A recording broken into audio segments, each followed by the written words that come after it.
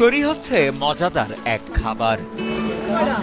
তবে এই খাবার যতটা না জনপ্রিয় তার থেকেও বেশি বিখ্যাত এই খাবার তৈরির কারিগর। কারণ রাঁধুনির আছে এক জাদুকরী ক্ষমতা। সরাসরি ফুটন্ত গরম তেলে হাত ডুবিয়ে রাখতে পারেন তিনি। প্রথম যে সময় হাত দিছি সে সময় তো একটু সামান্য চলাফেরা করছি। উত্তপ্ত কড়াই থেকে সরাসরি হাত দিয়ে তুলতে পারেন গরম খাবার। এতে তার হাতে হয় না কোনো রকম জ্বালা পোড়া, ফসকা বা কোনো প্রকার ক্ষতি। আমার জীবনে একজনই আমার হাত দেখে হাত দিছে, তোর বাদের দিন আমার গোপনে দেয়াইতেছে যে আমি তো একটা ভুল করলাম, আমনের দেহা দিহি আমি হাত দিলাম। হাত দেওয়া সত্ত্বেও তো আমার নোকটা দেওয়া পড়ে গেল। তাহলে মনে ওরা আজও তো সমস্ত আর ডুবাইতো। যেখানে সুস্থ স্বাভাবিক একজন মানুষ গরম তেলে হাত দেওয়ার সাথে সাথেই পুড়ে যায় হাত, সেখানে বছরের পর বছর ফুটন্ত তেলে হাত ডুবিয়ে হাসতে হাসতেই দুঃসাহসিক এই কাজ করে যাচ্ছেন কিশোরগঞ্জের পাকুন্দিয়া উপজেলার তারাকান্দি এলাকার বাসিন্দা লিয়াকত আলী।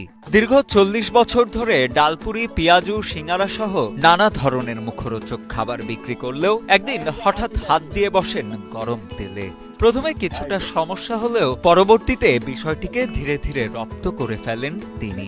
এত সুন্দর হাত দিয়ে তেলের মধ্যে, কিন্তু দেখলে এত ভয় লাগে, কিন্তু হুডা পড়লে চলে এলাই বুঝলাম না নিজেকে মতো কিভাবে হাত দিলা আচানক ব্যাপার পারি না। ওই অবকাশের কারিগররা, হ্যাঁ, মেসিয়াররা সবাই আমারে দেখে বলে আপনি এই হাত কেমনে নিয়ন্ত্রণে আনলেন? তখন আমার হাতটা এইবার টিপবে আর টাপবে এইবার দেখে আসি।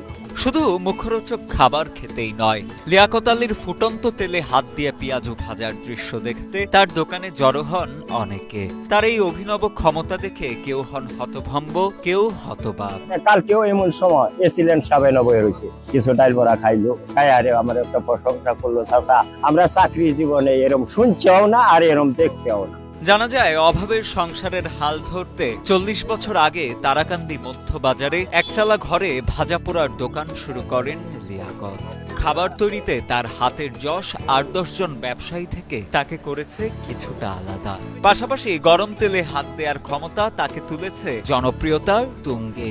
উনি যেভাবে গরম তেলে হাতটা মারে, এইভাবে যদি আমরা কেউ দেওয়ার চেষ্টা করি তো সাথে সাথে মার্ডার। তো যাই হোক, অনেকেই ভাবে এটা জাদু মন্ত্র এমন কিছু, এটা সব সম্পূর্ণ ভুল ধারণা। এসএসসি পাশের পর বাবাকে সহযোগিতার জন্য দোকানে বসতে শুরু করেন লিয়াকত আলীর ছেলে সুমনও।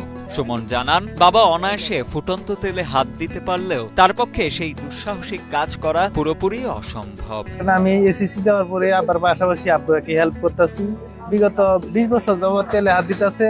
এই যে কিভাবে সম্ভব, আবার যে কিভাবে এটা ম্যানেজমেন্ট করে, এটা আমরা মনে হয় যে অবাক, আমি নিজেই অবাক। তবে এমন কাজ অন্যকে করতে নিরুৎসাহিত করেন লিয়াকত আলী। অভিজ্ঞতা ছাড়া এই কাজ করলে ঘটতে পারে ভয়াবহ দুর্ঘটনাও।